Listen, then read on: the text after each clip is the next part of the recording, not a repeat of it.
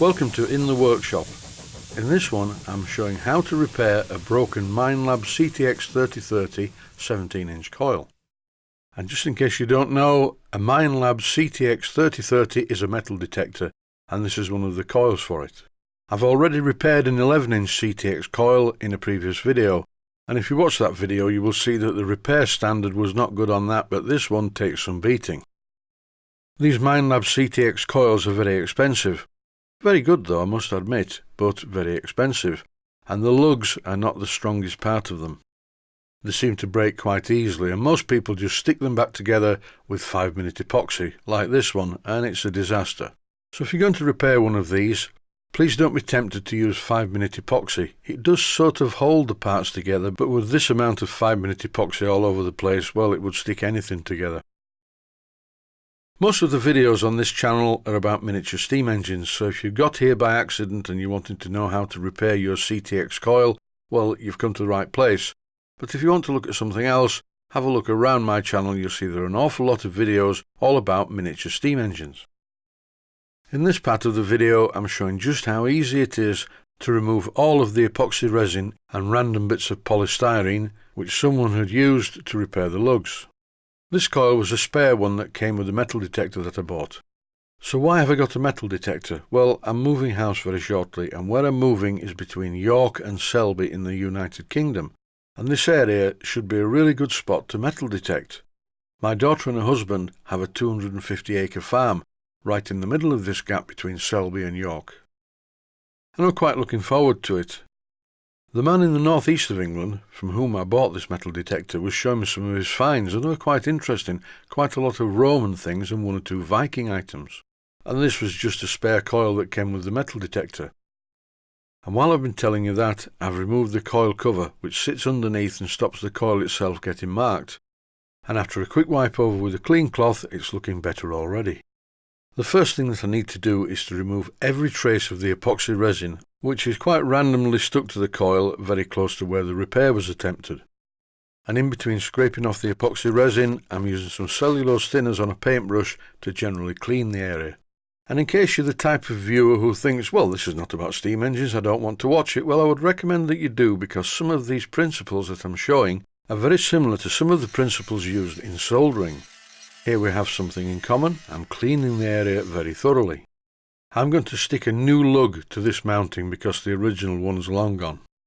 And before I do that, in order to obtain maximum surface area, I'm cleaning it up and making it flat with a file, and I'm also reprofiling the part to make it the same thickness as the original lug.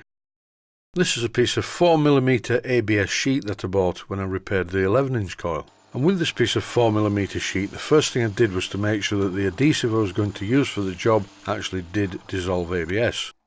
I'm drilling a few holes in the piece of ABS sheet because I need the swarf. The bison glue dissolves ABS very well, and the swarf from the plastic drilling operation is all being put in this plastic bottle. And this plastic bottle also contains a little bit of the acetone from the larger bottle. When I use the term plastic bottle, what I should say is polythene, because if you put acetone in a plastic bottle, it will dissolve the bottle, which is no good at all. As with the previous 11-inch coil repair, the first thing to do is to make a template. I'm using some gasket material and drawing round it. Here I'm cutting it out. Why did I use gasket material? Well, no reason really, I just had some at hand. And this pattern, like the other pattern I made using the gasket material, I will keep for future reference and future repairs on coils. I'm not going to show the drawing round the template or cutting out of the piece of ABS.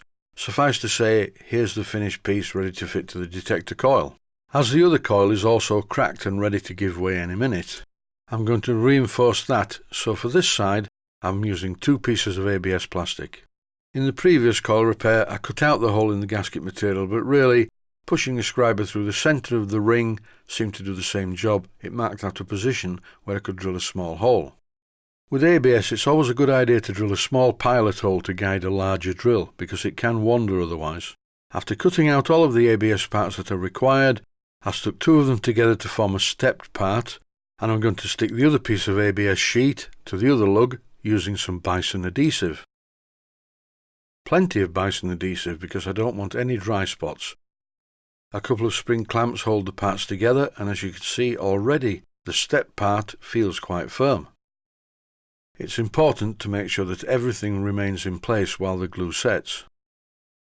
I'm going to leave the parts to set for 24 hours, so I'll just show you around the workshop. At the moment I'm dismantling everything ready to move. I'll be making a feature about the move very shortly. I didn't stand looking at the workshop for very long. I just left the part for 24 hours. Then I removed the bolt that was securing everything and the spring clamps, and suddenly I have a very rigid structure, which, to be fair, after I drill the holes would really suffice and hold everything together. But no, I wanted to look something. I drilled all the way through the second lug, and this is the swarf that came off the drill. Straight into my plastic bottle with it. Put it in the plastic bottle and shake up the plastic bottle so the acetone can dissolve the ABS plastic.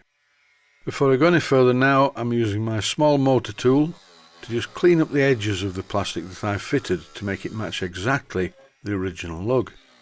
For any viewers wanting to get seriously into metalwork, I recommend doing this first. The principle is identical. As this is a field coil for a metal detector, it can't be made of metal. What I mean is the body of the coil can't be made of metal, so it's made of plastic, and I'm trimming this in exactly the same way as I would do if I'd just soldered these parts together if it was a metal part. In this part of the clip I'm finishing off by hand using some sandpaper. This next sequence is not painting. Well, it is in a way. What I'm doing is brushing on some of the acetone and plastic mixture, and the reason for this is just to fill the gaps completely and very strongly where the new ABS meets the old. The acetone evaporates very quickly, so you can recoat very frequently. Once the mixture of ABS and acetone had dried, leaving just the ABS behind, it was time to paint it. And for this, as usual, I'm using HMG paints, satin black. This is really good paint. It's an enamel paint, it dries quickly, it brushes on, and it dries almost identically to match the colour of the plastic that the coil frame is made from. And I admit it doesn't look too good, but then again it hasn't dried yet, it's still wet. After a while though, as the paint starts to dry, everything starts to look a good bit better. By way of a comparison, to give you some idea how much better this looks than it first started, here's the original photograph. Now that really is horrible. I just couldn't live with it at all. My repair looks better and it's a lot stronger. Stronger in fact than it was originally. And that's it for this video. Thanks for watching and I hope you found it useful. Please take the time to visit my Mainsteam Models website. Click on the section of the website that says Video Playlists. And by doing that, you will find it very easy to find other videos that you may like to watch.